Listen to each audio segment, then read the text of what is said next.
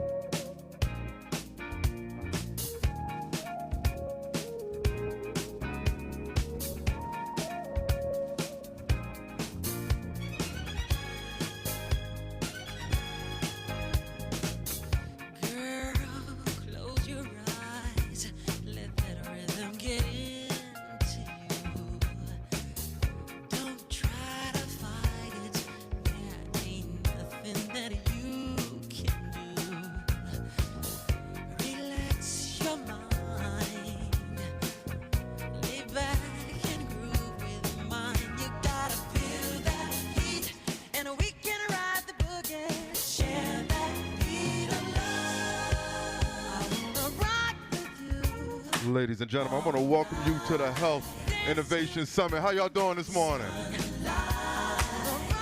How about them Dodgers? Who's from Los Angeles in here? My name is DJ Oxygen. I'm from New Jersey. I'll be here with you all day. My New Jersey family in the building.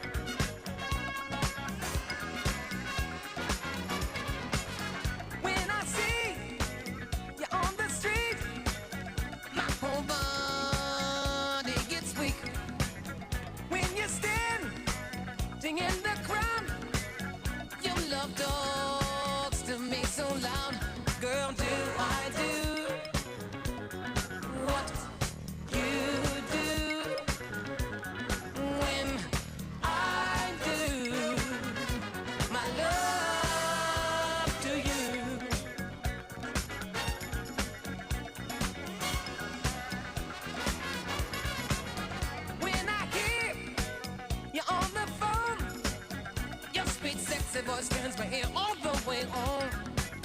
Just a mention of your name seems to drive my head insane. Girl, do I do what you do when I do? Welcome to the Health Innovation Summit. The session is about to begin. Please take your seats and silence your electronic devices. Yes, I got some candy kisses for your lips. Yes, I got some honeysuckle chocolate dripping kisses full of love for you.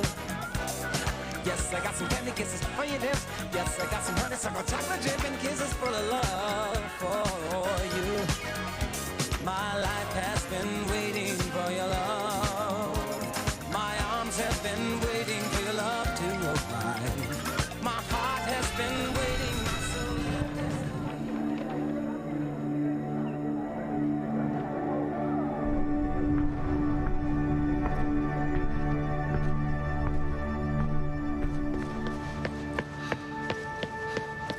Hey, no running in the halls, Nico. My bad.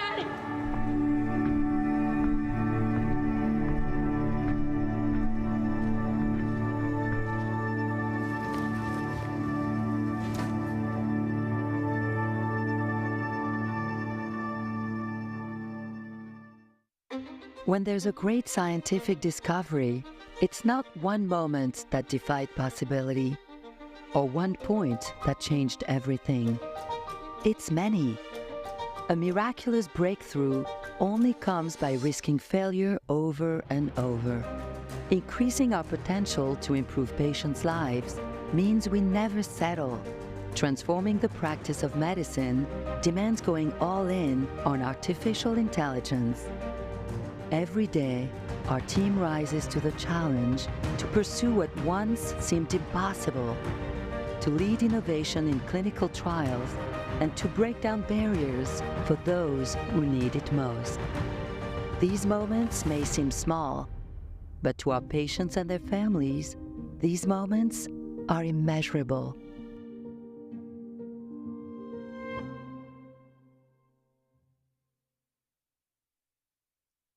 Please welcome NCQA Senior Communications Advisor, Andy Reynolds.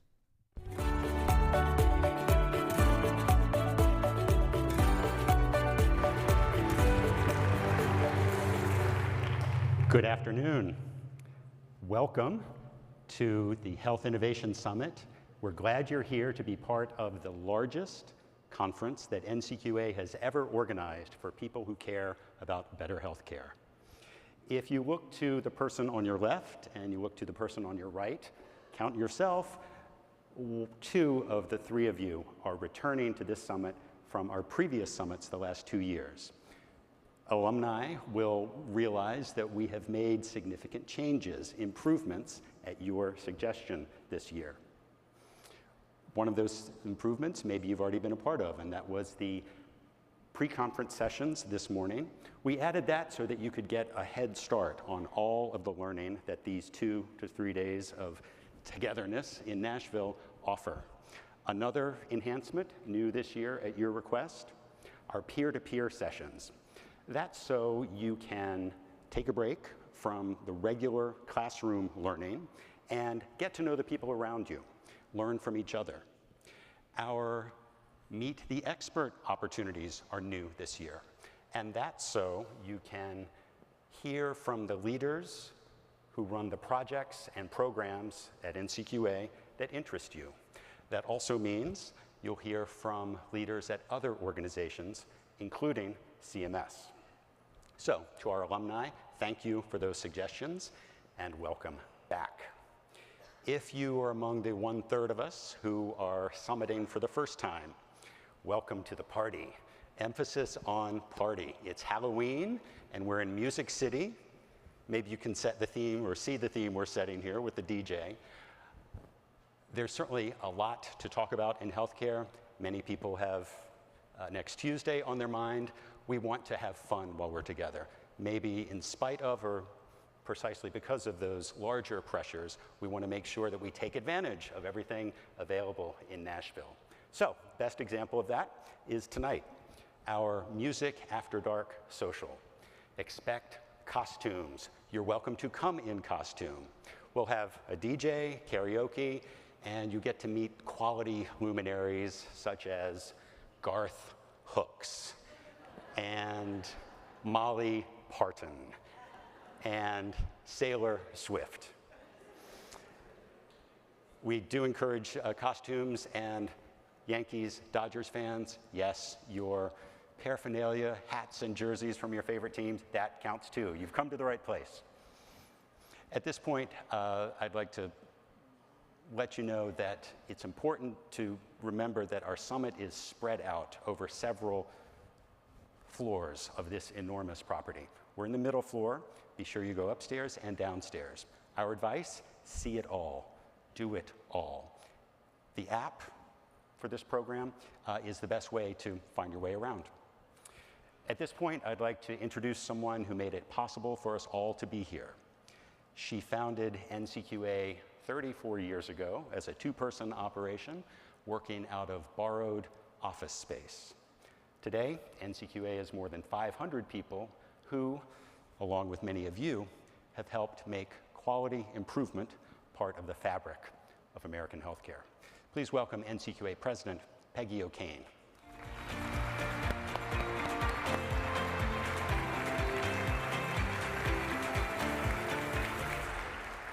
Good morning, everybody, and thanks for being here.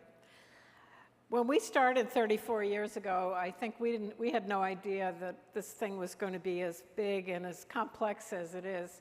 And I just want to take a moment today to think about where we are and where we need to go in the future. And we've been thinking a lot in the future about the future at NCQA. I want to start with something that's a bit sobering. I just want to make sure you can see it. Is the chart up? Yeah. Okay, so this is from a report that the Commonwealth Fund put out this year called Mirror, Mirror. And there's actually a summary of it in the New England Journal that just came on October 30, it's the October 31st issue. And the title of it says it all. It says, "The Failing U.S. Health System." And, you know, we've got to be careful to use this as motivation and not as a reason to be depressed. So if you look at the chart on the x-axis, higher healthcare spending, on the y-axis, better system performance, and they define system performance as access, care process, administrative efficiency, equity, and outcomes. And you can see that the US is all the way over in the least good corner, very expensive and bad on these aspects that the Commonwealth Fund uses to measure. So the point is, we're not getting our money's worth. And the other point is, and I think this has really come to our consciousness a lot in the last 5 years. When we spend so much on healthcare, it doesn't leave a lot of money for spending on other things that are really important drivers of health. So make no mistake, a major driver of poor health and poor outcomes is poverty. And as a healthcare system, and NCQA is very proud of the emphasis we've put on addressing these social drivers of health or determinants of health, and also health equity. But there is a larger environment in which people live that actually has a bigger impact. So we have a responsibility to be able to hold this tension of meeting people where they are, but also, I think, being advocates for how things really ought to be. And the point is that if we're spending too much on healthcare, and the biggest expenditure item for every state is Medicaid, we need to kind of put the brakes on there. And healthcare premiums are going up this year pretty dramatically. So can we have high quality, affordable healthcare? And our belief is absolutely we can. But there's a dimension I just want to challenge you with. I'm going to go to the next slide. Is Dr. Mona Hanna up there? So she exemplifies what I'm asking you to think about. She's a pediatrician in practice, and she also does public health study. And she found out about the lead in the pipes in Flint that poisoned children in Flint. And she is a big advocate for children. And you've been hearing some talk from one of the presidential candidates about really recognizing that having a child is expensive, and that if you're poor, there are things we can do to ease that burden. And so she lobbied her city to give $6,000 over a period of time to pregnant moms and babies. And the program will expand to other parts of Michigan next year. And you've seen it in some of the discussions on the presidential campaign. So in a way, I think she's a model for this third aspect of our responsibility, that is to be advocates for the health of all the people that we see. Now, the next slide is kind of it's like a bright light, I think, something that we take a certain amount of pride in. Again, the same countries, these are 10 countries that are all about as wealthy as we are. And this is looking at the care delivery process. And a lot of this is HEDIS-like measurement, process of care measures, prevention, chronic disease treatment, and so forth. And you can see the United States is number 2 in this distribution. So this is part of what we have to do. And we have to go out beyond prevention and beyond, kind of simple chronic care management to more complex situations. So I've had a lot of time to be thinking lately about our 34 years at NCQA. And, you know, we've been on a journey, and in every decade of our journey, we've drawn inspiration, energy, and support from colleagues in industry, government, and elsewhere. I mean, I put people like you number one, and that's been true for you all on the journey.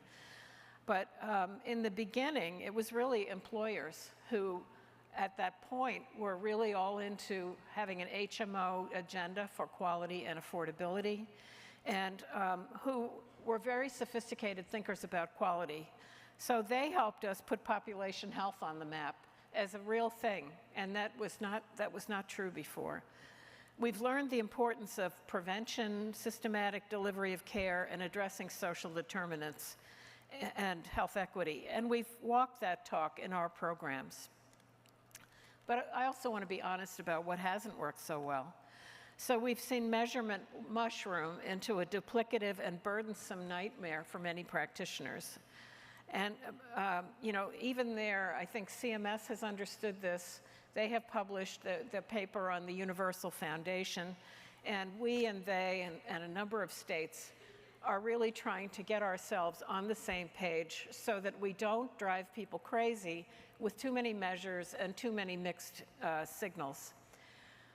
The other thing that we're doing, and we've been at this for about 4 years, is we're taking a big leap into digital measurement because it's an important way to both reduce measurement burden and get answers to important questions that can't be answered today with our current ways of measuring. So we're proud of our success in establishing attributes of affordable, effective care, and we look forward to understanding how to get better results with the help of transformative technologies. In the next phase of our journey, we want the healthcare system to build on current levels of success by using better data and analytics and improving how care is delivered. And I mean breakthrough change. We want practitioners to have the information they need to make the right decisions at the right time, and this requires real-time data, not HEDIS data from last year. On health equity, the importance of bringing high-quality care to everyone is why one of our 4 tracks at this conference is about health equity. We are all in on the truth that anyone who looks honestly at the data on racial disparities can see there can be no real quality without equity. And that's why we build equity into everything we do. And we're proud to say that 16 states require NCQA Health Equity accreditation for their Medicaid managed care plans. And it's always these supporters and these people who are trying to, from their seat, drive a quality agenda. That's who our partners are in getting things to change. So we're in the business now of transforming measures from paper to digital. And this is a means to an end, but it's not only about measurement. So we've converted a whole bunch of measures. I don't remember the exact number, but I was just seeing, we just got a report on hundreds of plans that have been able to report HEDIS measures digitally, and that's amazing and wonderful. And it's not just our work, it's the work of people on the other side. But again, it's not only about digital measurement, it really is about transformation of the care and having people have the information at the point of care that they need to do the right thing the first time. So digitally enabled care is the dream that pulls toward a bright new way of working. And we can't give up. We're still in a lot of chaos around measurement, but I think we're making progress. And so there are lots of sessions where you'll hear about that. And we continue to work with CMS, HL7, and other partners to build a better digital future. Our challenge at this time of our quality journey is to build on the commitments of our products. I mean, when you think about what nerve we had 34 years ago with our accreditation program to say, you're going to go do population health, and people didn't have the data. Well, now we have, not everybody has the data they need for sure, but we have certainly the possibility of having that capability, and we are very, very excited about that.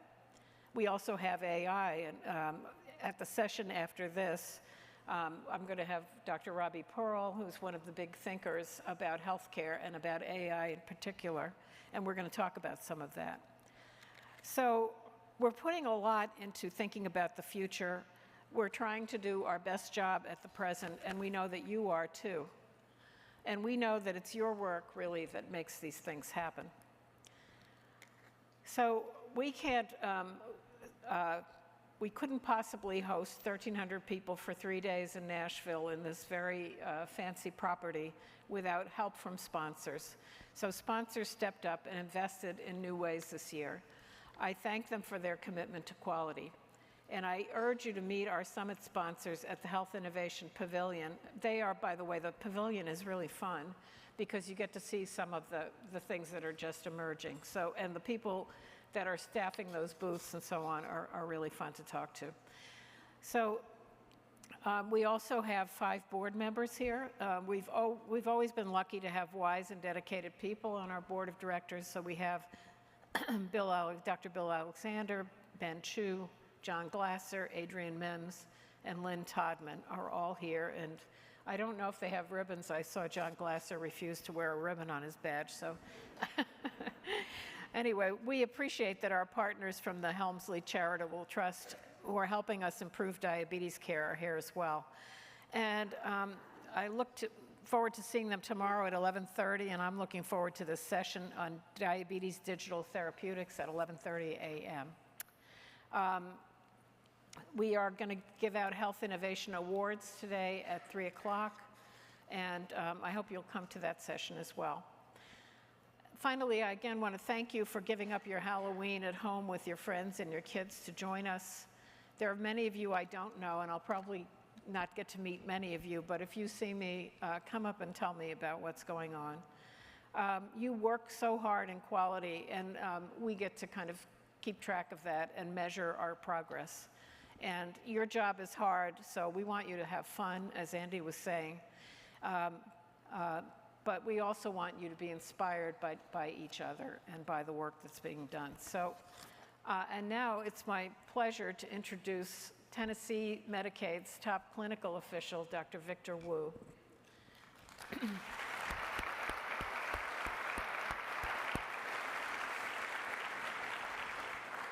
Dr. Wu serves as TennCare's Chief Medical Officer, overseeing quality and cost-effectiveness policy and operations. He's an internist, and before joining TennCare, led clinical transformation at Evolent Health and was a White House Fellow. Evolent Health, sorry. TennCare has advocated for accreditation at the plan and provider levels for the last 20 years. And TennCare actually is a really fun partner to work with because they've often asked us to innovate to help them do something that they wanted to do. So please join me in welcoming Dr. Victor Wu.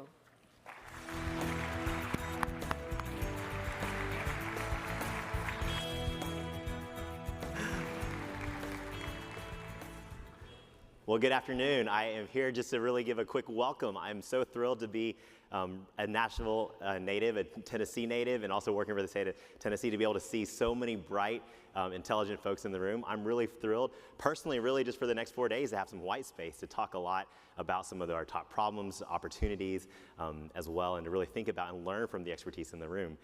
I would be remiss, though, if I didn't at least take a little bit of time to give you a little bit of a Nashville welcome and give you a little bit of flair. Nashville is actually a very quickly growing city with a tremendous amount of innovation occurring in the healthcare sector, in business, but also in areas where we may not really need innovation. And that one of those areas is, for Nashville natives here may have heard of the phrase transportainment. You all may be familiar with that. It's the combination of entertainment with transportation. Forget Uber and Lyft. This is way more fun in Nashville. So in the spirit of fun that Andy was talking about earlier, let me introduce you a little bit to transportainment in Nashville. And so whether you actually want to take advantage of these or just play transportainment bingo, there may be slides that coming up here at some point. This is the Pedal Tavern, if you're not familiar. It is a bike opportunity that maybe you could also enjoy an adult beverage. As a state employee or for maybe federal employees, this is perfect for you. It fits within your per diem, I promise, you know. It is also not very flashy, so you can get away with it. But maybe you want to step it up a little bit. You have the National Fire Engine Party opportunity here. And this is one where, obviously, public service oriented. So maybe our nonprofits out there, those of you that are in the public sector, you might want to take advantage of the National Fire Party Engine. Third, if you really want to spice it up, you've got the National Party Bars, because who doesn't want to drive around downtown Nashville in a boat, you know? And so clearly marketing here is important. So health plans, you know, large provider systems, maybe this is for you. But maybe one of our more iconic, more newer entrants these days is the Nashville Tractor Party. Oh my gosh, this thing is real. You get to be drug around in a tractor.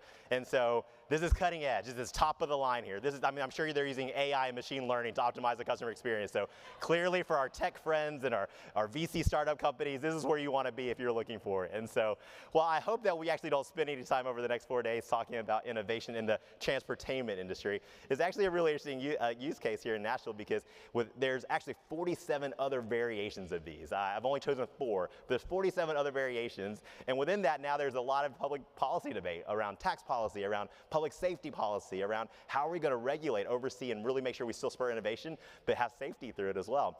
And so one of the things I'm really grateful for in this Innovation Summit coming up is those are a lot of the same things we talk about on a day-to-day basis with NCQA. We've been long-standing partners with NCQA. They've been tremendous in helping us think through things. We really appreciate their ability to pull stakeholders together, the ability to highlight emerging issues and opportunities for you to kind of think and dive into, really to scale best practices and standards, and even all the way to accreditation. And so as I'm excited for the next few days to learn from you all and the experience that you all have, and across the 4 realms that President O'Kane mentioned, whether it's digital quality, equity, behavioral health, value-based care, I know that at least in TennCare, we're active in all these spaces. And so as I think about innovation, whether it's from brand new ideas, and for those of you who may be interested in what we're doing, we have a couple of our team members leading some sessions that we'd love to see you at. But learning and standing up brand new ideas. We're the first state in the country to offer our Medicaid children 2 and under diapers as a benefit, which we're really thrilled about. Starting that out from scratch, all the way to innovating within a long-standing program like our behavioral health homes or our patient-centered medical homes, where we've been operating those for 10 years. And how do you still drive more affordable care, better quality? I'm excited to learn, and I thought I might just share with you kind of 3 principles in my mind I'm thinking about just over the next couple of days. I know we're going to leave here overwhelmed with really great information, really stimulated by conversations. It's going to be inundated, and so I thought for myself, how do I make sure I stay rooted in the next couple of days? And maybe these are helpful for you, maybe they're not, but for me, I hope that I'm coming here this weekend to really just learn for the sake of understanding. Oftentimes I come into meetings in my role, and I'm pressure testing a solution, or I've been asked to really critically think and say this is going to work or this is not going to work. Part of the joy of innovation is when you understand other people's perspectives, connections and silos get broken down. You start making these, the random, I didn't think about that, but that makes me think of this, and you can begin to draw that spider web together. So maybe you can come here this week and not be too overwhelmed, but just learn for the sake of understanding. I think a second one for me is to make sure that I walk out of here, be able to maybe label the opportunity. Yes, these are 4 really important domains, but to label the opportunity specifically of what we're trying to really tackle, and how do I get other folks to be a part of that coalition that can think about it. And maybe lastly, but most importantly, is how do I make sure not to forget to listen to the members that we're serving or the providers that we're serving? You know, oftentimes in the seat, we get pitched ideas at TennCare a lot around, hey, we have this great new innovative product, or we have this really early success that's been working in the commercial plans or in the Medicare Advantage plans, and I'm sure they're really fantastic. And now they talk about, well, now we're going to scale it to Medicaid, and we're going to kind of retrofit that solution back to Medicaid. But I oftentimes leave the meeting thinking, you know, if they really designed at the very beginning for Medicaid, with a Medicaid member in mind or Medicaid provider in mind, would that solution look different? How will it look different? And how we maybe left that voice to the table, off the table here. So in here, there's a tremendous amount of expertise, a tremendous amount of really smart people that are doing amazing things, and I really want to learn just for the sake of understanding. I really want to make sure I can label some of the opportunities we have in TennCare, but I hope I also can listen to the member at the end of the day and make sure I take the learnings back and take that and scale it and make sure that those folks are at the table that we're serving, the populations you serve, whether it's Medicaid or not. How do we make sure the providers, the members, the patients, the individuals their voices are there as well. So with that, I say welcome. I hope you all have a chance to really take advantage of Nashville a little bit, whether it's here at the Opryland. I hope I don't hear any stories of you all on any transportainment over the next couple of days, but I'm really grateful for the chance to learn from you all. Thanks for making your time. I'll turn it back over to President O'Kane.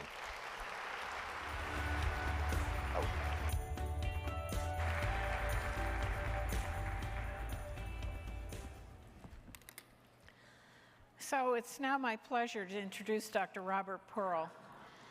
Dr. Pearl is a renowned healthcare leader with decades of experience. And I don't know if you see his, he has an email list, and he's often sending out columns that he writes for Fortune magazine, and it's always about healthcare.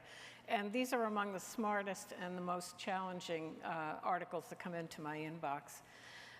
He served as the CEO of the Permanente Medical Group in Northern California. He was the head of the Permanente Federation. He's a professor at Stanford, and he's also the author of several best-selling books on healthcare.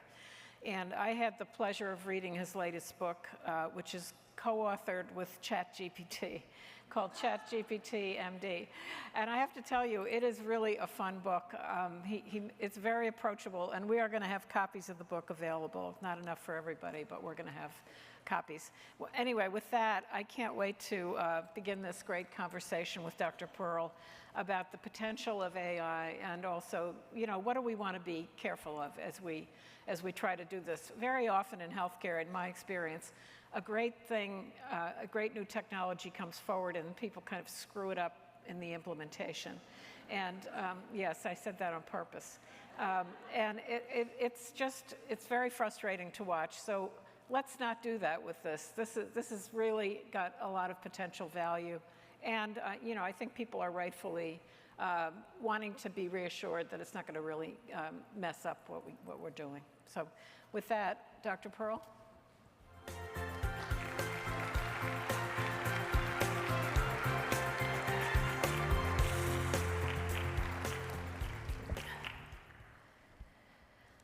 So let's start with a brief explanation of the types of AI in use currently and the types you discuss in your book.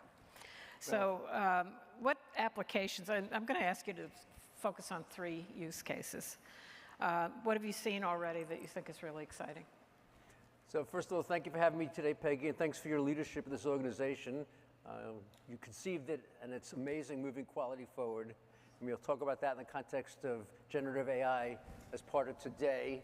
I encourage people in the audience to post things on social media of our conversation, because the world needs to know what's happening, and you're at the cutting edge, and you have to help bring people along. And if you want any more information, you can go to my website, robertpearlmd.com. And by the way, all the profits from my book go to Doctors Without Borders. So it's a really great charity that we support. So let's look at the 2 main kinds of AI. We should not confuse them. One is narrow AI. What happens in narrow AI is you take 2 large data sets, you combine them, put them both into an AI application, and it finds differences, 50, 60, 70 different differences between the 2 sets of data, and then figures out how to differentiate them. You take 10,000 mammograms, 5,000 show cancer, 5,000 are normal or benign disease. The application looks at it, and it becomes 10% better than most radiologists at being able to differentiate them. There's almost 1,000 of these FDA approved, and almost none of them in clinical practice. But that's the past. The future is generative AI. That's ChatGPT. I like ChatGPT MD because it flows. It's also Gemini by Google. It's also Claude by Anthropic. It doesn't matter which one we're talking about. They're all the same. They don't use databases, which is important because in an equity context, the databases are often biased. And that leads to biased answers because they replicate the database. Generative AI is not like that. It has taken everything on the internet and put it into the application. It knows every textbook. It knows every published journal article, and it never forgets. GPT really should be PTG. That's the P, the pre-training. Having been pre-trained on the totality of information available, now it's going to be transformed. 2 billion parameters that say articles published recently are more valuable than ones from 10 years ago. Peer-reviewed is better than non-peer-reviewed. Data from the NCQA is far better than data coming out of some other source. It's being able to balance I didn't make him say that. balance those pieces. And by the way, it has read about bias. It knows about that, and it's going to be looking for it. Generative AI is going to become, it's doubling every year in power. One of the limiting factors in generative AI is information. Healthcare is overflowing. The typical hospital in the US generates a petabyte of data every year. That's 10 with 14 zeros. 97% of it, we discard and pay no attention to. We have a lot of opportunities. So let me go to the question you're posing about what can generative AI do relative to both what was happening today and the future. In terms of two use cases for what's occurring right now, one of them is the ability of the application to listen in to a doctor-patient conversation in any language and create an electronic health record. This is going to be really valuable. Number one, it actually saves clinicians an hour to 2 hours a day. It's very accurate. The information is now going to be there in a less subjective way so that we can use the information to do research, to be able to understand what is it about some institutions that do better than others. I think 5 years from now, every clinician will have an ambient AI tool, generative AI tool in their practice. The second is that it can help clinicians. Remember, 400,000 people die in the United States every year from misdiagnoses. Another 250,000 die from preventable medical errors. Clinicians need help, and this technology is very good at providing it. I think of a colleague of mine. She did a very complex neck procedure. At the end of the case, the anesthesiologist said, I can't extubate the patient. The vocal cords are adducted, stuck together. If I take the tube out, she won't be able to breathe. The patient won't be able to breathe. This surgeon, she knew she had done a meticulous operation. She hadn't damaged any nerves. She took out her phone, went to generative AI, found 4 cases of exactly the same thing. Because the medication we inject in order to have adrenaline in the field also has an anesthetic. It diffuses in some people more extensively, and in every case the patient recovered. She said, the anesthesiologist said, do we go to the ICU? Do you want to trach the patient? She said, no, we'll just wait. 30 minutes later, the cords separate and the patient went home. That is the opportunity of today. That's already happening.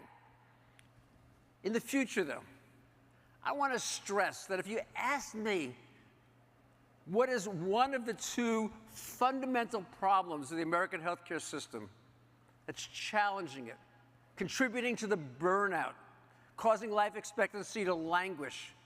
It's the epidemic of chronic disease. Patient comes to you with lower right quadrant pain, you diagnose appendicitis, you take out the appendix, you're done, maybe 5 visits. As soon as the patient walks in with diabetes, you now have 120 visits to schedule over the next 30 years. Tremendous amount of added work. And we do a poor job in the United States at being able to manage chronic disease effectively. This is a major focus of the NCQA, and I think we need to get a lot better. Hypertension, the number 1 cause of strokes, 40% of strokes. We control 55, 60% of the time.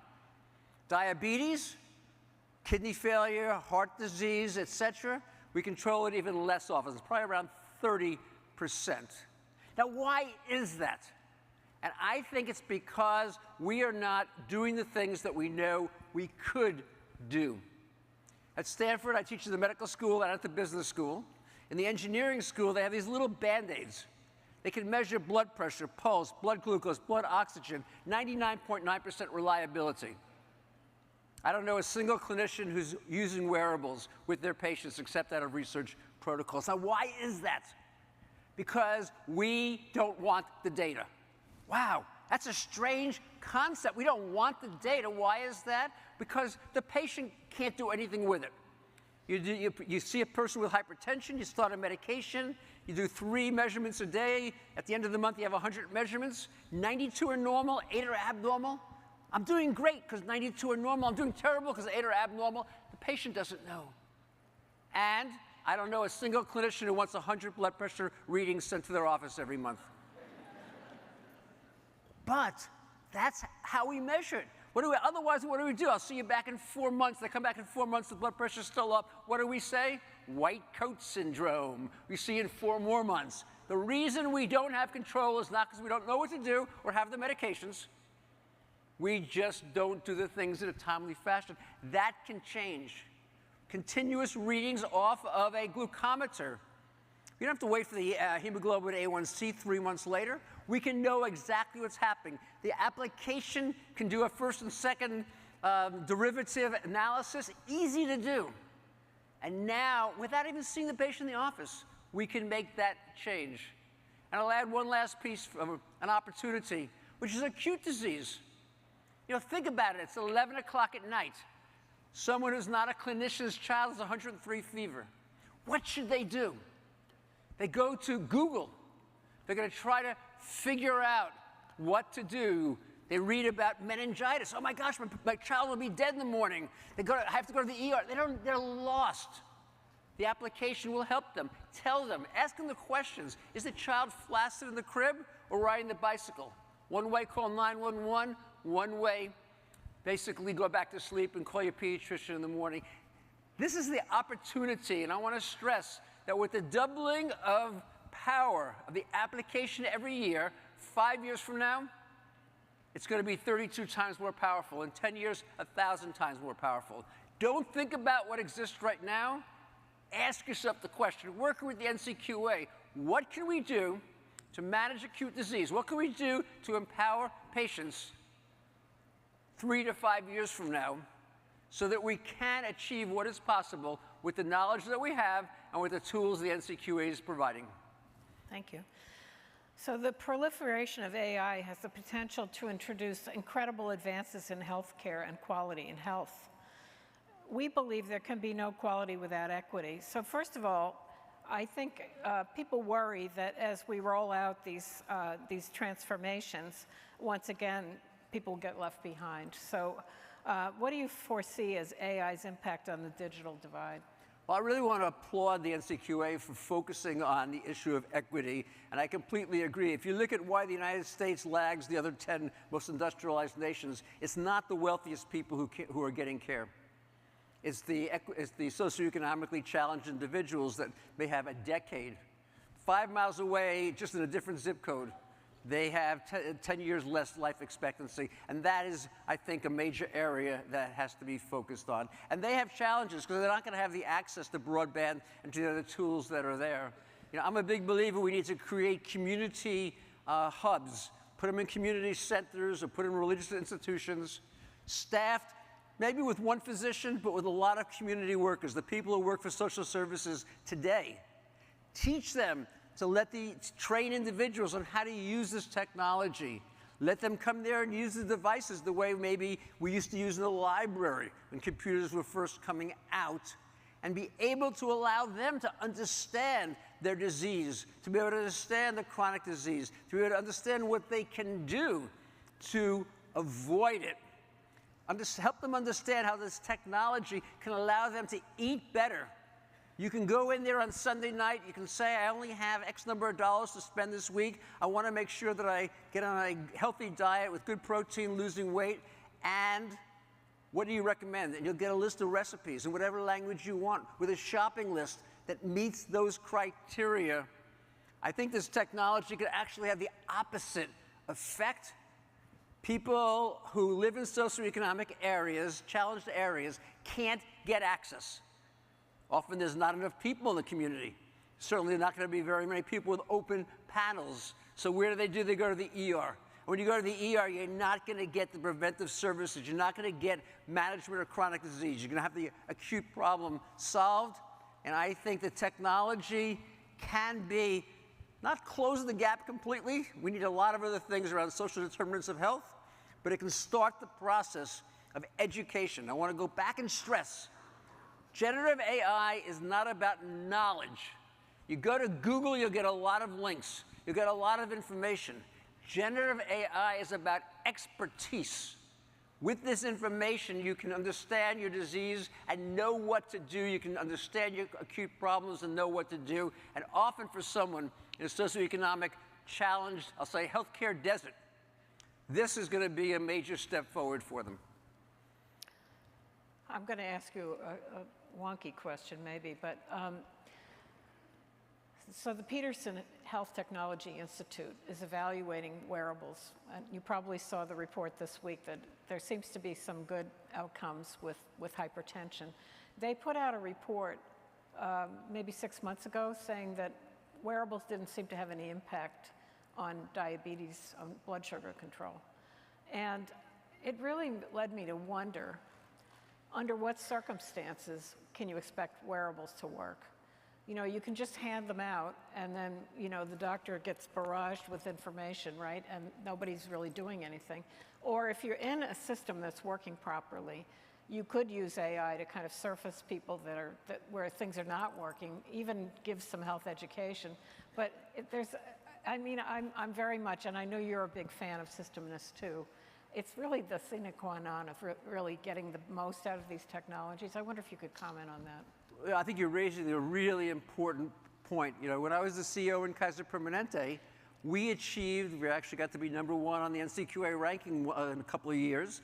But we did it with a lot of nurses and pharmacists and other people. Yep. They're very effective, but very expensive. That's not a solvable model for many health systems across the United States, certainly within the Medicaid world. That's quite problematic. That's where I see a generative AI tool. You've described it perfectly. We have information, but we don't have expertise. The doctor is going to turn white when you bring in a list of 100 measurements of blood glucose.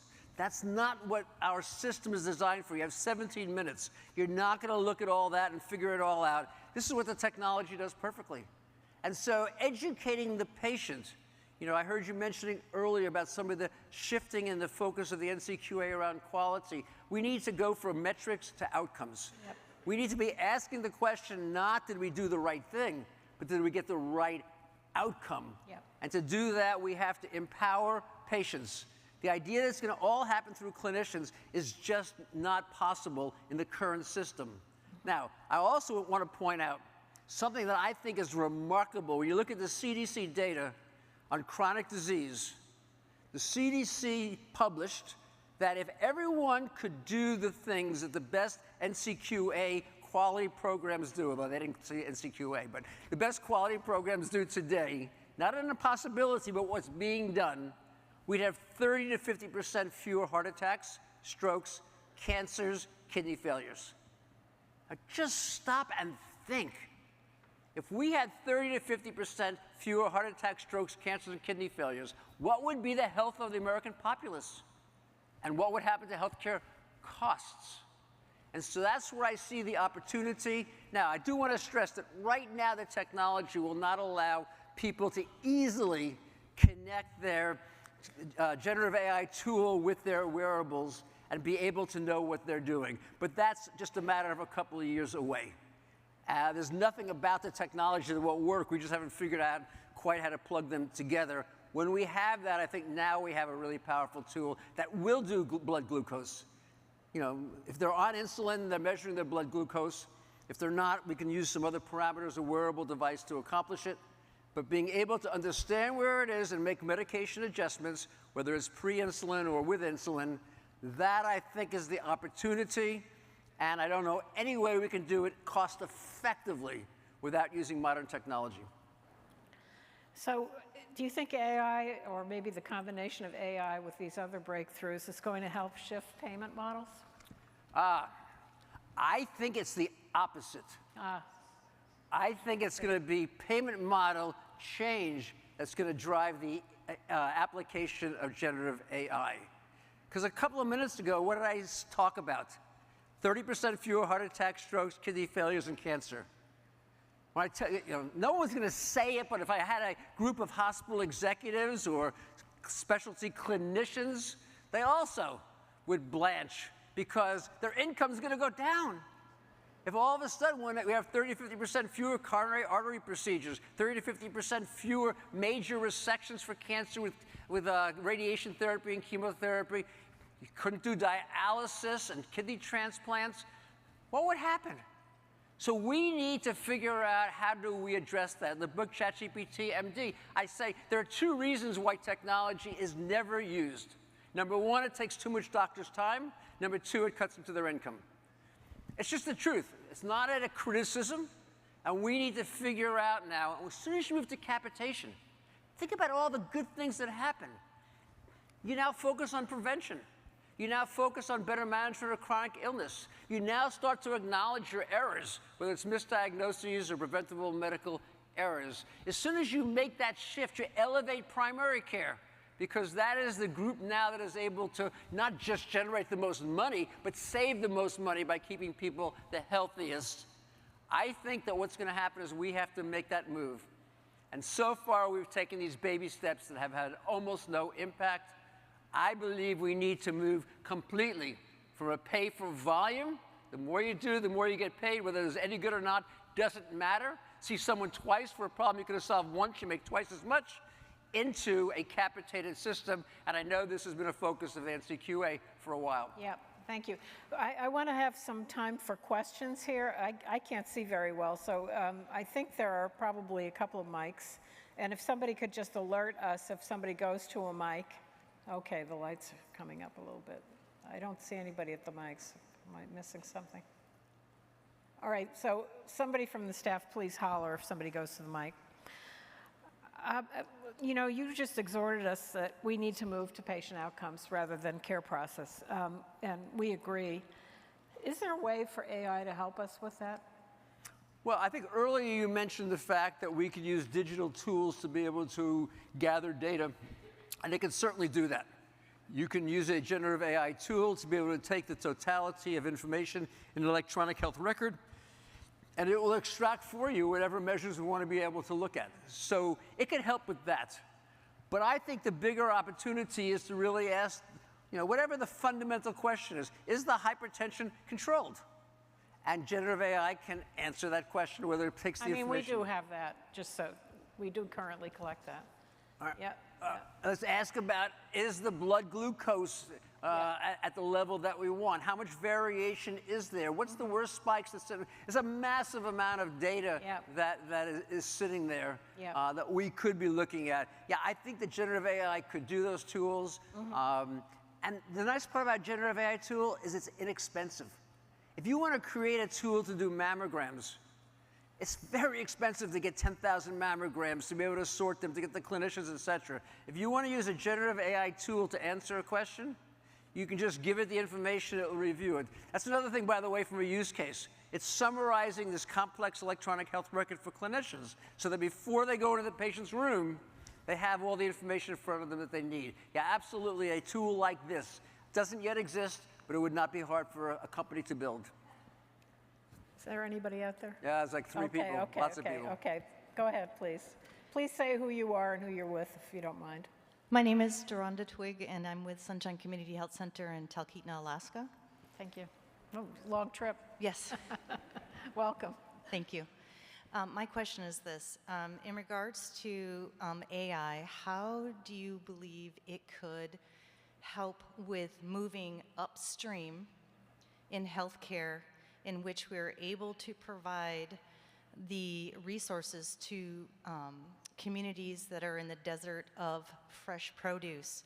Because you can talk about wearables all day, but if they don't have the location, the transportation, all those things to get what they need, and the quality of food that they need, that's still a problem.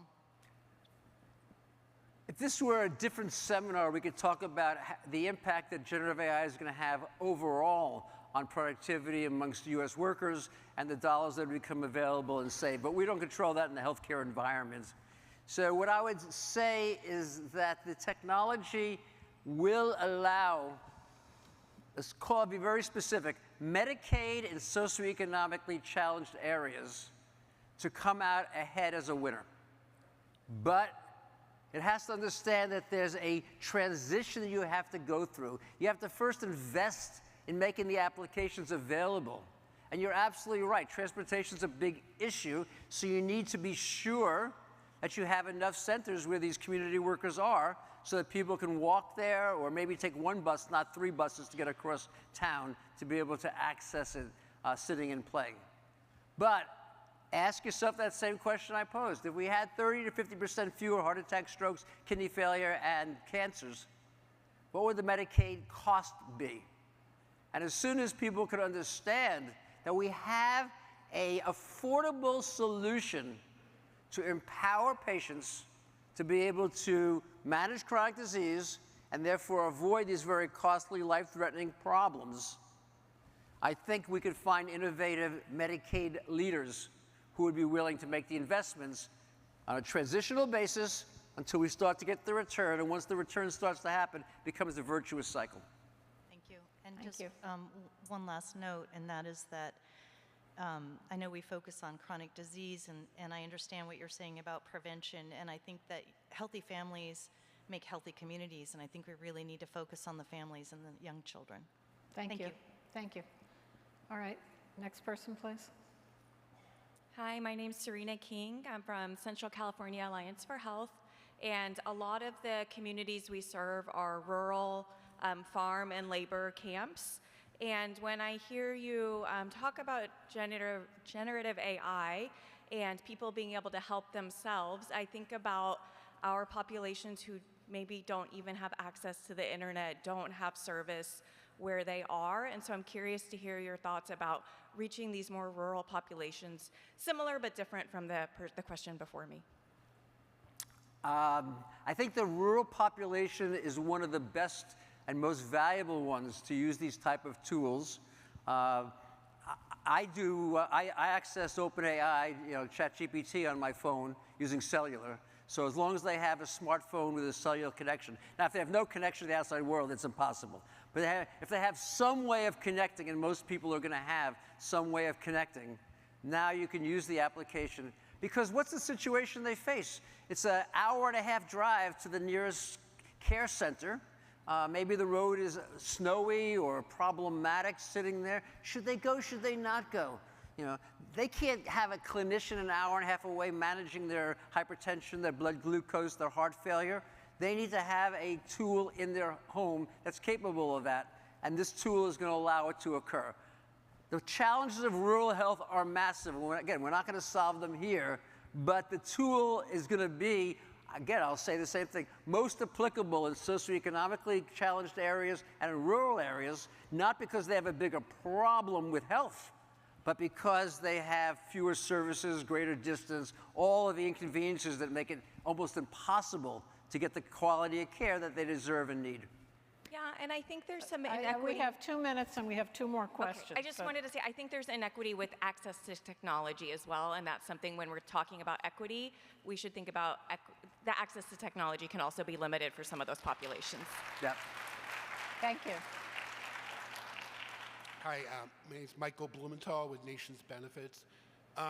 Question I have is, we're trying to use generative AI with some of our SDOH and consumer-centric data that we collect, and a number of our health plans are writing us saying, you don't have permission to use AI and apply it on our data, that our contracts are limited. So I'm just wondering, any thoughts or best practices on how to explain and encourage health plans of how this will be helpful for them, especially if we share it back with them, and if there are any regulations that you see coming out of ONC, CMS around application of AI. Thank you. You're raising a crucial question, which is that right now, the battle exists between the systems, the healthcare delivery systems, and the insurance systems. And there's a piece that I wrote for Forbes last week that is what we think of in a business sense and game theory as a single interaction where either I win or you win, the other one loses. We need to shift that. And I spoke to AHIP about 3 weeks ago about this exact issue, and I said, unless we can develop the collaboration and cooperation between the insurers and the doctors in the hospitals, we are never going to solve either of the sets of problems. They have problems, yeah. Sorry, I have to. They have problems with money. We have problems with patient care. The two are going to have to come together.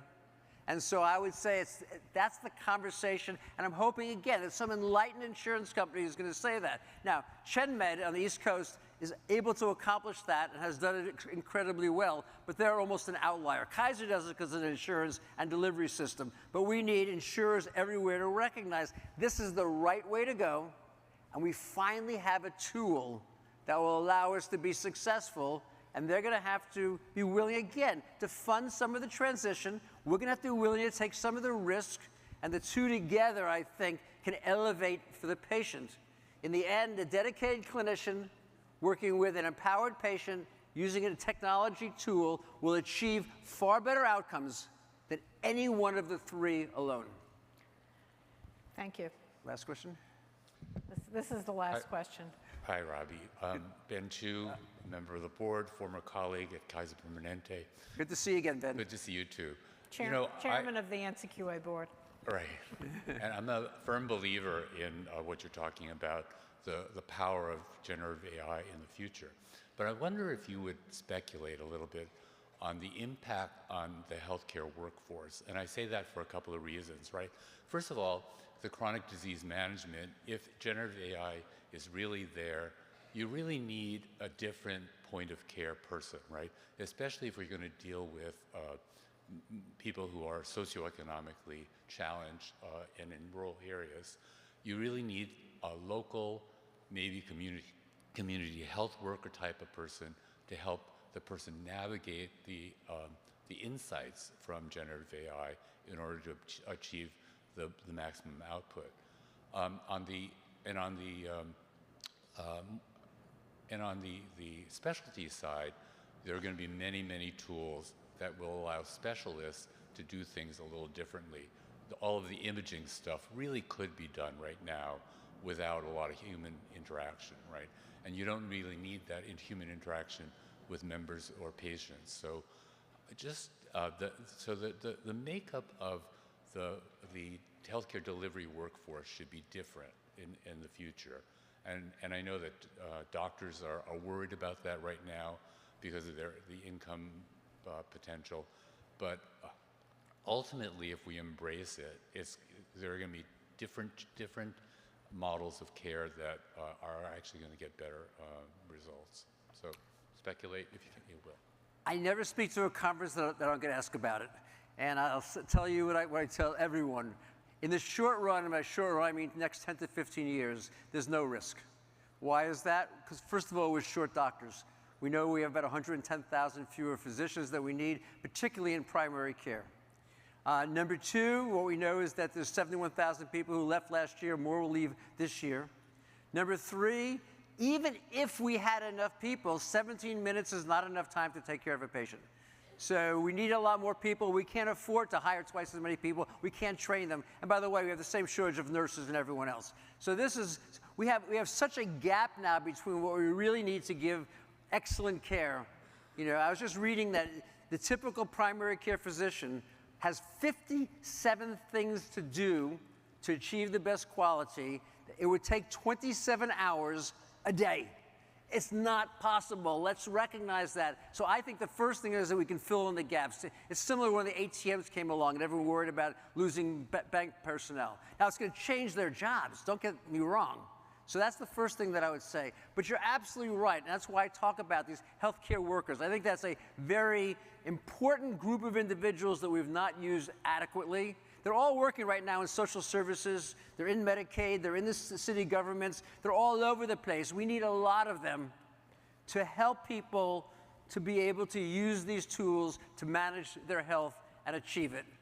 I think also, to the point that one of the previous questioners asked, if we can better manage chronic disease, lower heart attack, strokes, kidney failure, and cancer, we are going to have a healthier workforce. We are going to be more productive.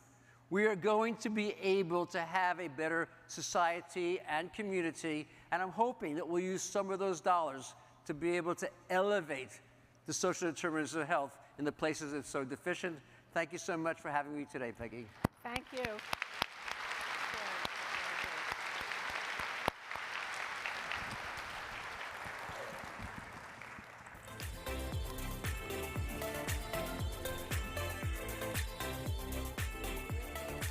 Yeah, you ready? I have some news to help you get the most that you can out of the conference. First of all, I am told, I can't see you, but I'm told that there are lots of people standing around or along the back wall. I can see from up here that we have many seats down front to my right. So it's a long conference, gang. You might want to sit down. That's one thing. The books. Peggy mentioned that copies of Dr. Pearl's book are available. They are signed copies. We have 100 of them, and you can get them this evening when the Grand Pavilion downstairs opens. So another reason to go between the floors here at the conference, downstairs this evening, Grand Pavilion. I get the honor of introducing the moderator of our next panel. And in my opinion, there may not be anyone who delivers more energy and ideas per minute than Anish Chopra. Many people know that he was the first Chief Technology Officer for the United States. He's now the Chief Strategy Officer at Arcadia. Please welcome, along with his panel, Anish Chopra.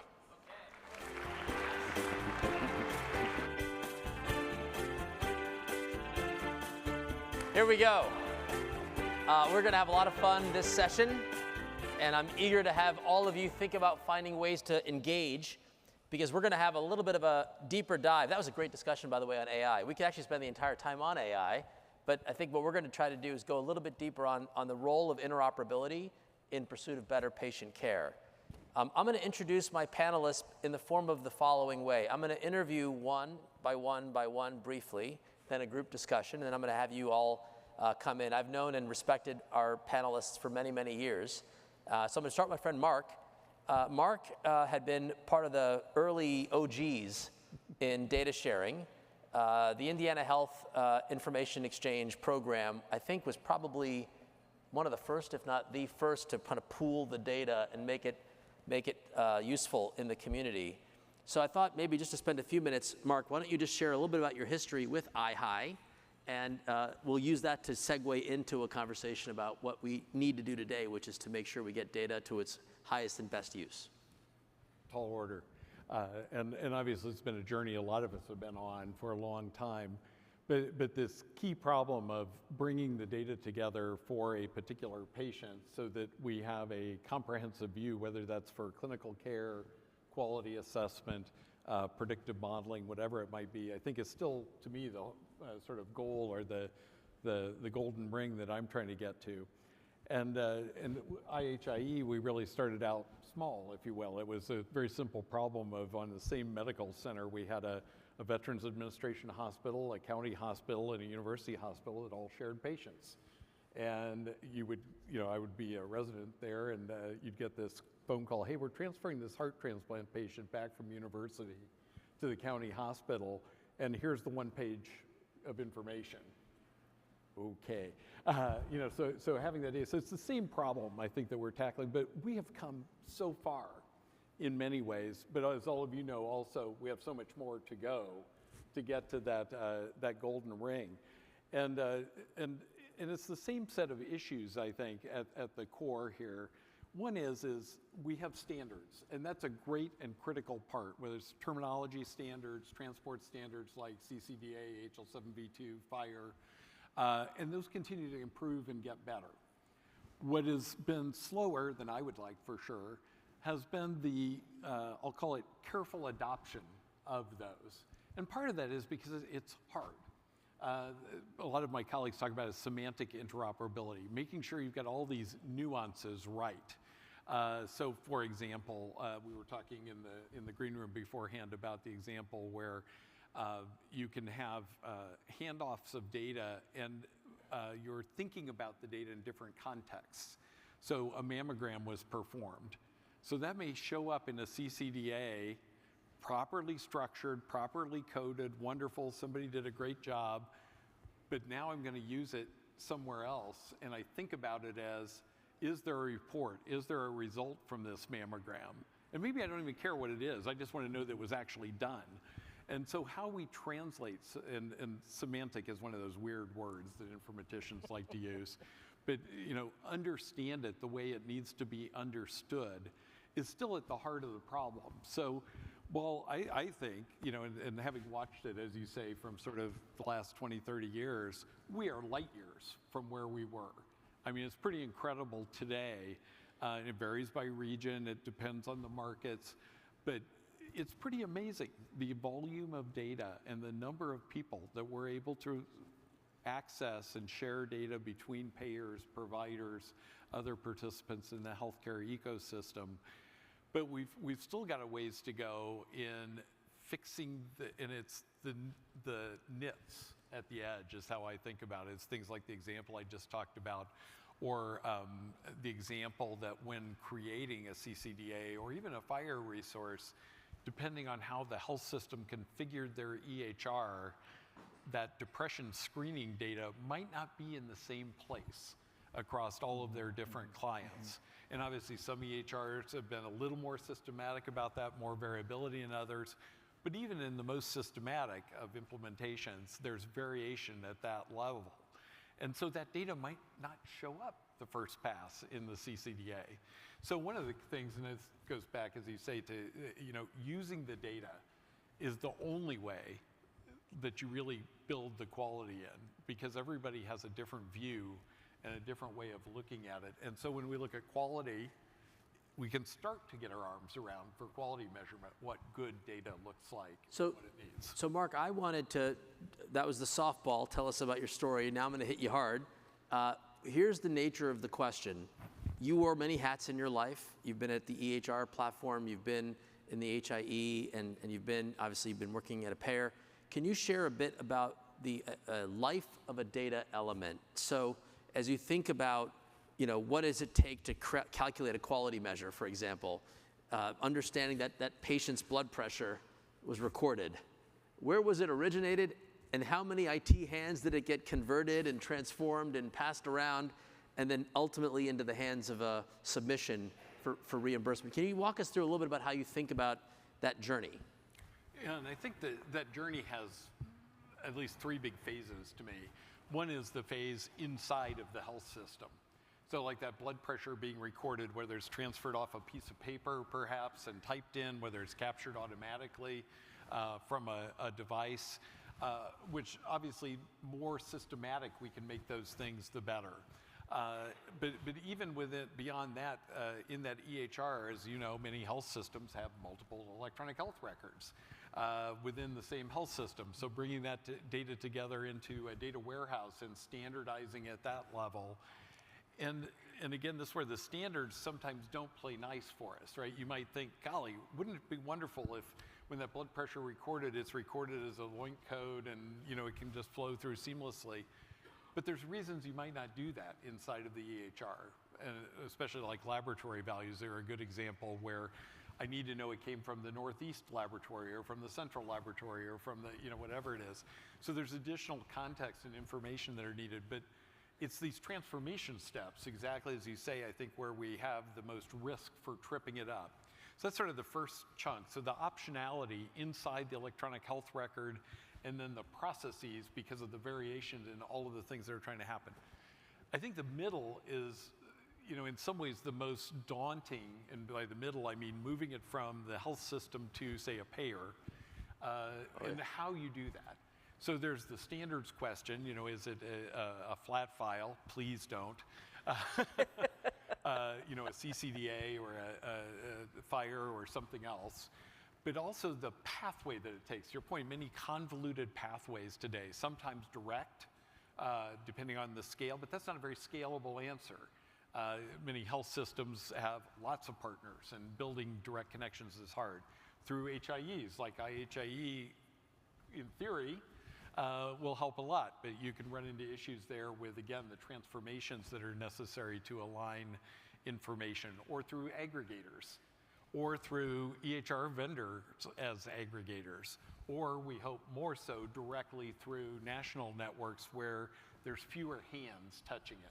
But, and we hope that the standards and so on in the middle there are gonna be okay, and I think frankly we have less problems in the middle, and it's in the transformations from the first to the second or the second to the third which is the recipient, like a health plan, where receiving data from thousands of different providers, from immunization registries, from other sources, a lot of it wonderful, clean, outstanding data, but with little twists here and there. And so accommodating those things, leads us to create processes that help and sometimes hurt.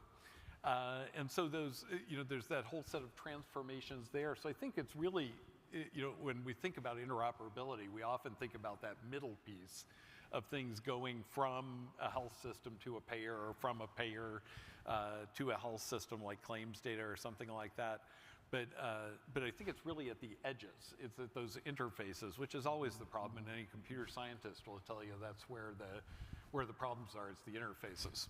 Well, that was very helpful, Mark, and I appreciate setting the stage, because there is some, often at these events, I was at a recent event where a company came up to me. I'm doing some great AI work for the government. Oh, that's nice. What are you doing?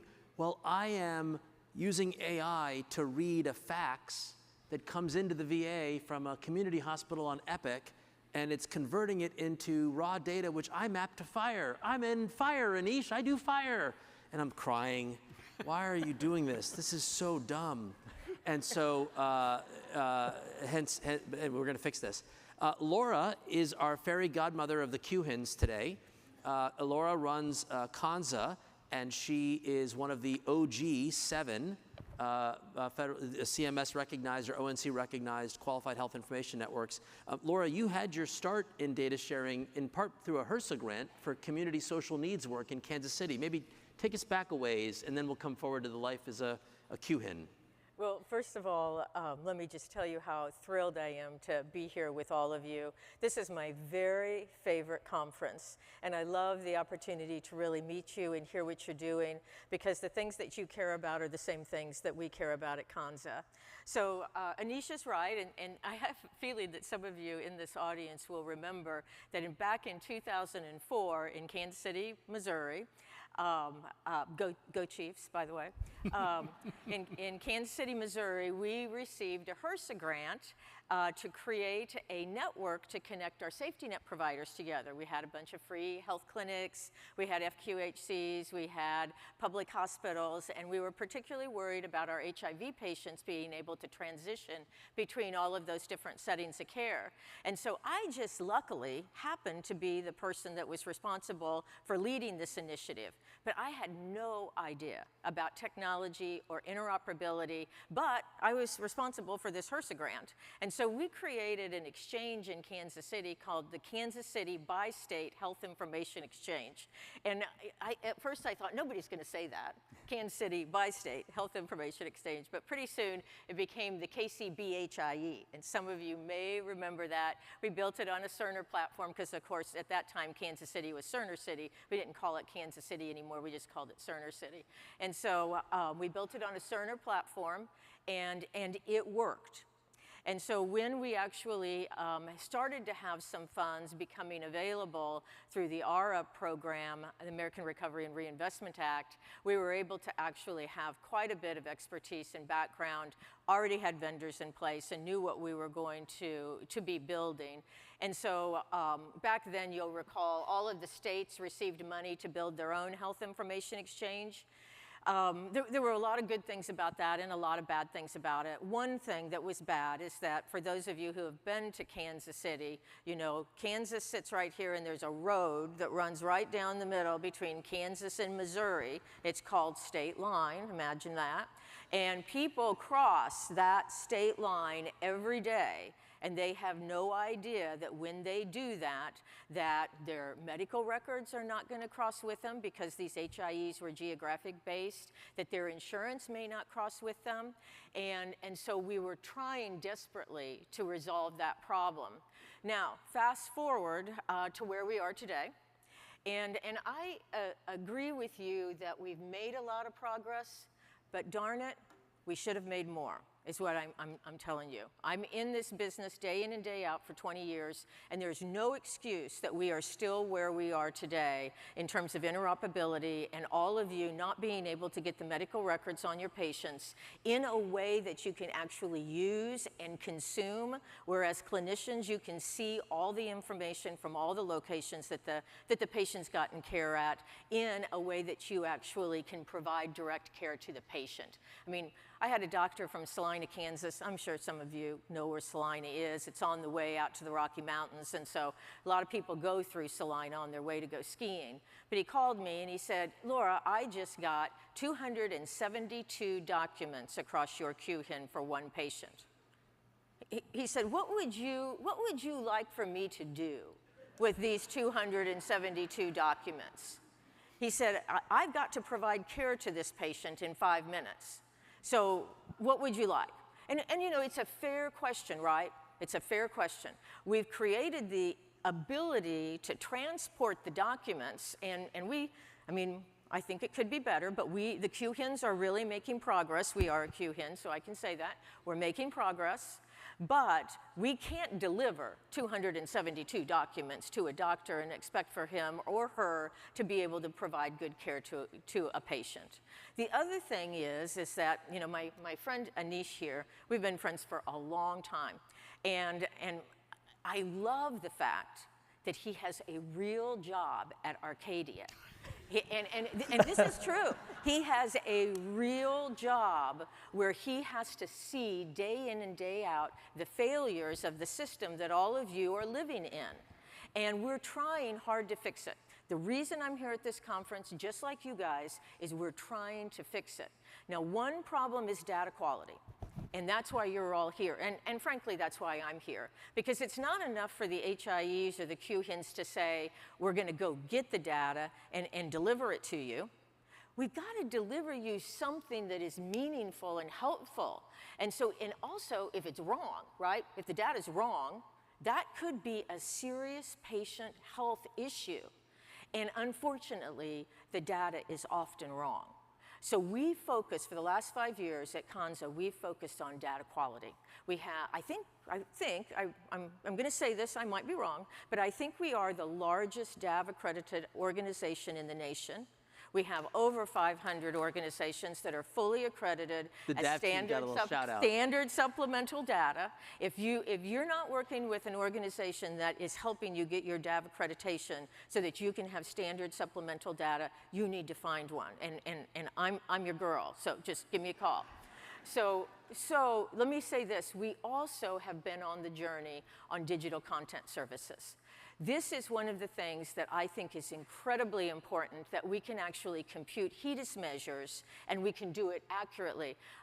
You guys probably all saw this, that Johns Hopkins had a report that clear back in 2018, they spent $6 million, that is $6 million, to compute their quality measures for 1 year.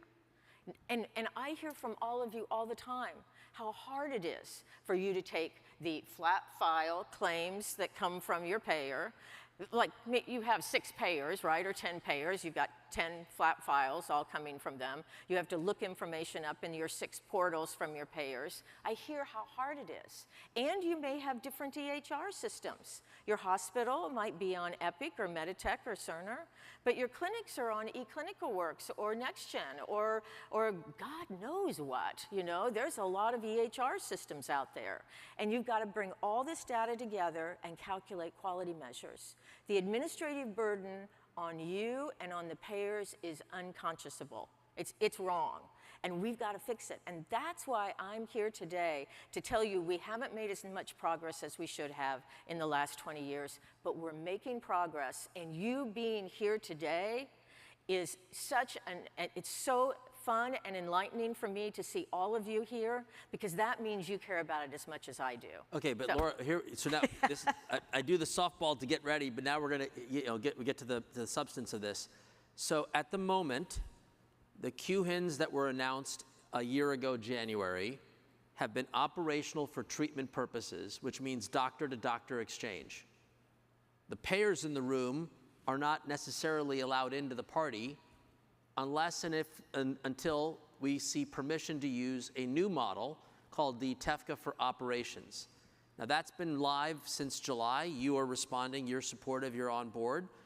In that model, the payer is allowed in, but only under the condition that they make their, basically the Blue Button data, the Karen Alliance IG for Blue Button, thanks Amol. Your data, that data has to be made available back, data reciprocity, so give to get. So this is the first time that door is open for payers to come into the networks, not the historical HIEs, but the QHINs for this use case. Can you just, because I'm assuming this is new information for the 90% of the folks in the room who are not on provider organizations, could you just take a minute on what it is that TEFCA is doing to onboard payers in these additional use cases, and what would it entail for a payer to come on board? Can they pick up the phone and call you? Can they start signing up and being a part of this network? What happens today?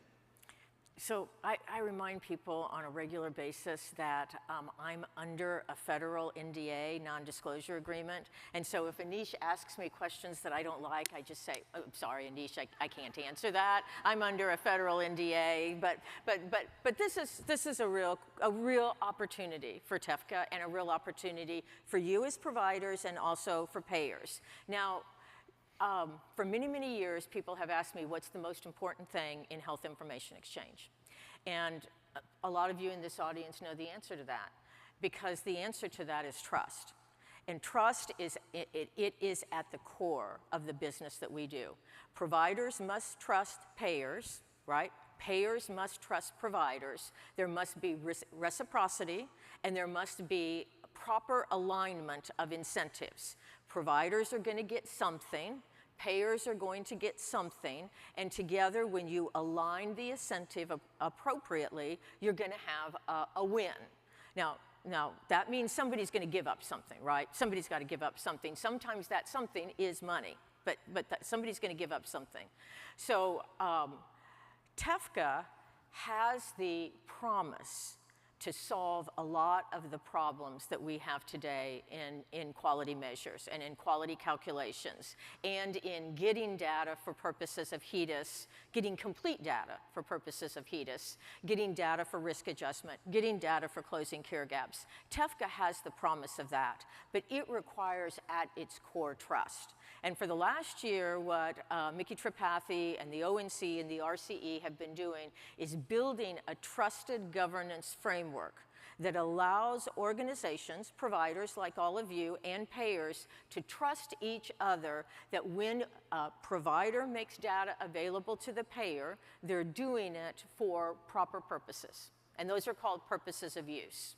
And so many of you are familiar with treatment, payment, and healthcare operations, but truthfully, there's a lot of nuances in treatment, payment, and healthcare operations. I can give you like 10 different definitions that people tell me. They'll say, Laura, we're doing treatment.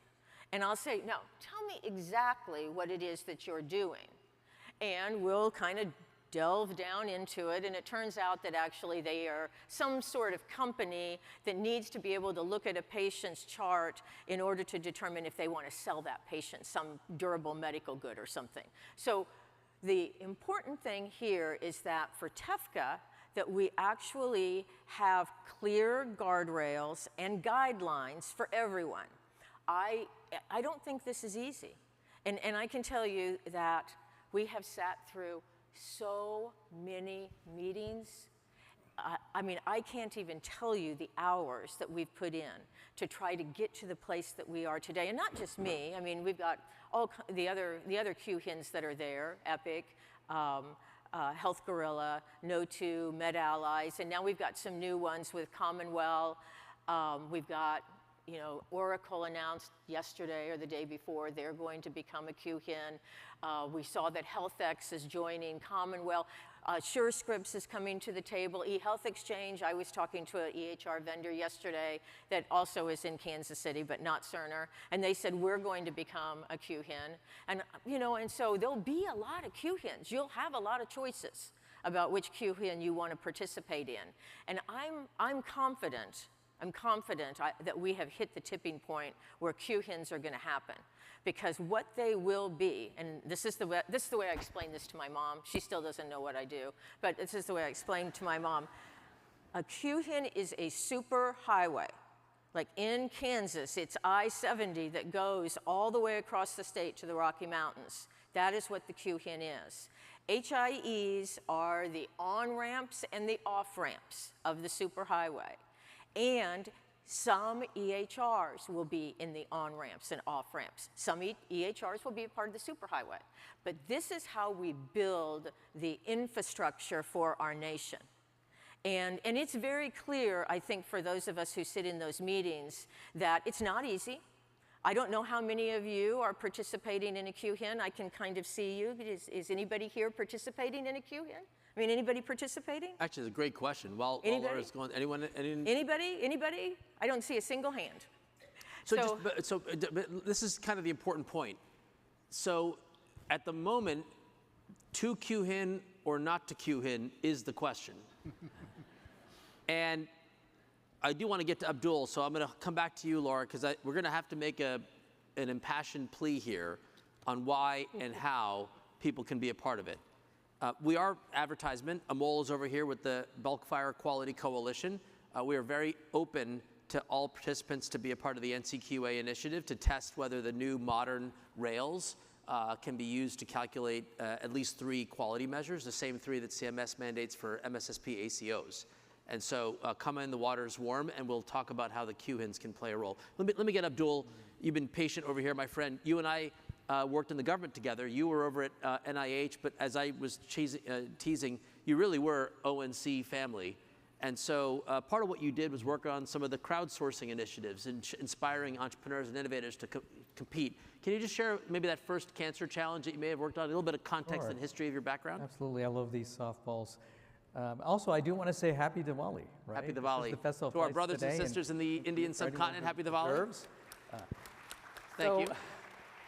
We do have an interesting history, right? Because I was at NIH, and I was working in health services research and care coordination on the extramural side, but I was really excited by what was happening across government, right? So it was you at the White House, and then we had Todd Park at HHS pushing open data, pushing standards, pushing the need to get data out there, right? Interoperability, in effect. And so I was fortunate to be able to land an opportunity to drive the first open innovation competitions for government, for HHS. I think NASA was first out the door, but for HHS, I led the first challenges, and it was around how can you bring in different innovators to look at data, publicly available data, but other types of data. So one of the winners of the first challenge I ran, they were able to mash up data from clinicaltrials.gov with an interface on Google Maps to be able to show if you need information about a clinical trial, where it is, how to contact that PI or that investigator group, then you can use this type of app. We need that now. Yeah, exactly. We still need that, right? So that was, I think, the type of excitement that I grew up in back in government, but I was also involved in efforts at NIH around precision medicine and around how do you really get ontologies and standards for data collection, for example, patient-reported outcomes. And how do you look at other types of data, such as data from behavioral sciences, and how can you standardize the research and collection of that information so that it's reusable?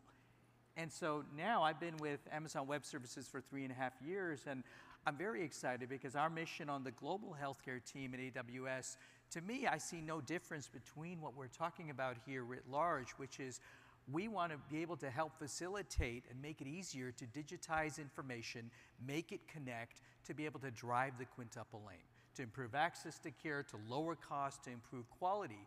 And so I think that's where when I come here and I really get excited, you know, our work with NCQA and with partners in the different collaboratives, these community-driven approaches are really important, right? We saw that in government, that you needed to bring together different players to try to break across the silos in healthcare. So one of the questions during Peggy's interview with Dr. Pearl was around resource allocation and underserved populations and difficulty, that the cost of technology. The cost of doing all this data munging for quality is just absurdly high end to end. So part of what I wanted to get at with you is this issue of enablement. AWS was one of 6 cloud platforms that stood at the White House. By the way, bipartisan, that was at the Trump White House. This is not the Obama White House, it was the Trump White House. To say we're gonna commit to fire infrastructure and ship capabilities that would make it easier out of the box to interoperate. maybe could you just talk a bit about HealthLake and its commitment to open standards and some of the new tools you launched to connect to things like the Fire server at CMS? Absolutely. I think we're really excited about this. So HealthLake is the name of our high-performance Fire connector, right? And it allows you to really be able to drive that interoperability using Fire data API models to connect data that we're talking about here today.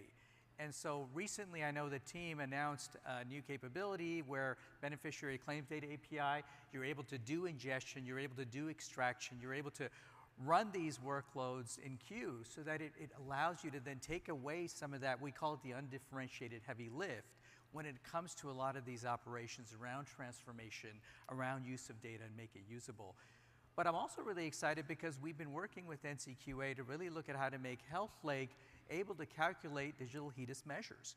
And so I think the thinking behind this is what you're saying, Anish, and I think what we're all saying here, that we want to be able to make it easier for you to be able to take these building blocks, these tools, around using different types of data, in this case with the Fire data model or with digital HEDIS measures, but also other types of data, and make that exchange easier so that you're able to drive these community-driven initiatives, such as what's happening with the Bulk Fire Coalition. So we got 5 minutes to kind of go hard at some of the, we're going to rapid fire on some of the challenges, and I'm going to tee it up in the following way. There is I wouldn't call it a religious war. Today's Diwali, I'm happy. But let's just say there's a debate. Is the EHR the center of the healthcare universe, or is there an opportunity to think about other ways to ensure health systems and health plans can collaborate in service of better quality? And why I mention that is that there's really two technical architectures envisioned for quality. One is put everything in and out of a single EHR, and then have it run measures, and then have it report out the results. And the other acknowledges fragmentation. I get care here, I get care there, I may need a digital service over here, but an accountable entity can coordinate my care outside of an individual EHR and actually do the same. While that may seem silly to think about that as a debate, it has a huge architectural difference in how we regulate. CMS is mandating the use of the QRDA aggregation framework, which is the EHR-centric model, for 500 ACOs. And at the last NACO's conference, this is still $1 million a year tax on every ACO. And now we're talking about digital quality measures that can do quite the opposite. In fact, we're testing them in this coalition. So I want to start with just a baseline question. Maybe, Mark, you could just help me start with this. Does it matter that we have to decide this? And if so, would that inform the technical architecture for how we, once we get to Laura's trust, that we can do it efficiently? No, I think it absolutely matters. And I think as a payer, for example, obviously we work with lots and lots of providers across the country and want to do that better. And to your point about fragmentation and separation and monitoring, certainly if you think about it from a simple population health perspective, we have to think about it more as it needs to live outside of the EHR. It may need to live inside the EHR to a degree as well, but I think depending on your perspective and the population that you're thinking about, certainly I think that sort of cloud-based, if you will, or Uber coordination mechanism is key for us. To me, that's a big principle. The second one is I served in Virginia before I went to the White House. I visited a health system in Virginia, early days of HIEs. And they said, hey, great news, Anish, we're connected to this network. We're doing this stuff for the VA, blah, blah, blah. I said, this is all wonderful things. Thank you for that. And they, tell me what a day in the life is. Like, well, we get about, whatever the number was, 100,000 queries a day. This is back in, a decade ago. And I said, that's interesting. How many of those queries do you actually have a patient that needs information back? Like, 2. I said, so the technical architecture has you digging into PHI. Susie is at an ER in Buffalo, and you are in Virginia, and you're asking this question. This feels a little asymmetrical in terms of computational load. Is there a better way? And so fast forward, Abdul, you were kind enough to mention the word bulk fire. A big part of the power of bulk fire is the ability to kind of predetermine a group so you can have a trusted relationship. That service that you referenced, the BCDA, the CMS Fire server, everyone hits that every morning at 7 a.m. Anything new on my population since yesterday? And in about 35 seconds, the answer gets done and you move on to the next. There's no 100,000 queries for 2 response. It's a one-to-one hit. So I wonder to some degree, if we get to computational efficiency, Abdul, any just reaction about like, are the cloud platforms designed to want to do a 100,000 to 2 hit ratio, and is that scaling nationwide, or do we need to have something where we can be a bit more tight in how it's done? And then Nora's going to explain to me how we've solved that in the current networks, but tell me how bulk fire might play a role in that. So the cloud can scale, right? So there's these approaches like serverless computing, where you're only paying for your use of the cloud for compute when you're actually using it. So that morning call out, for example.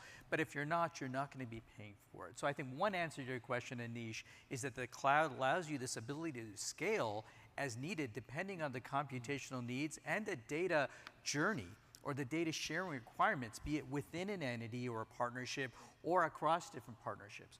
One of the things I'm excited about, I want to share this, is this notion of stateless computing, right? Which is where you can actually leave the data within the confines, within the environments of separate organizations, and then look at anonymizing the data, having an MPI, using privacy-preserving record linkage to be able to bring the compute to the data with one or different data models. And what that allows is to drive value across different data stewards. And so I think that's maybe a little forward thinking when we look at the QHINs and what TEFCA can do, but the cloud allows you to scale because the technology is beyond where the actual use cases are right now. Laura, I'm going to give you the last word, and I'm going to ask you the following. You kind of punted when I asked you before, but I'm going to do it again. I want to know whether or not the payers in this community can call you to be a part of the network, and if not you personally, your fellow QHIN partners. It strikes me that one of the interesting questions about efficiency, earning trust is step one, and then running and querying efficiently, whether it be cloud architecture or following, as Mark described, getting the full supply chain right. Do you have any final words about how and in what manner? Is that a 2025 issue for payers, or should we get them involved now? So I know the answer to this question. I've been thinking about this for many, many years. And sometimes it's not the technology that is the problem. Sometimes problems have to be solved contractually.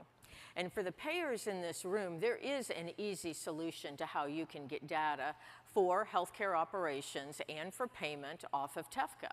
You simply include in your contracts with the providers that they will respond to all TEFCA queries, right? You have a contract with your providers, right? You're getting ready to send out your 2025 contracts now.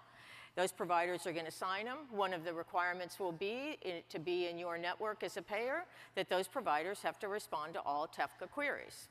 That doesn't mean just treatment. It means treatment, payment, healthcare operations. It means benefits determination. It means public health. And so this problem could be solved contractually. And I think that in your negotiations with your providers, you will align the incentives appropriately. And so I think it's not a technology problem. It's a problem of not having incentives aligned. So if you sit down with your providers that are in your network, or providers, if you sit down with your payers as you get ready to actually sign your contract, the payers very much want to get this data digitally. Don't you want to, as providers, to provide it to them? Aren't you tired of that nurse coming out to your office and making copies on your EHR, copies out of your EHR, and then copying it on your copy machine? I mean, that is ridiculous. So if you sit down with the payers when you get ready to renegotiate your contract for 2025 and say, I'm going to use the QHIN, I'm going to respond to queries on the QHIN for payment and healthcare operations, and I expect you, payer, to accept my data for purposes of our quality reporting, and I don't want anybody coming out to my office to make copies on my copy machine any longer. Amen. So this is not a technology problem. All right, let's end on a high note. So we're over time. Here's my advice. Amol, stand up. Sign up for the NCQA Bulk Fire Quality Coalition. We're going to come up with an Appendix A to your contracts as deemed by Laura, and we'll make that happen. Thank you all so much for your time. Thank you. Great. Thank you.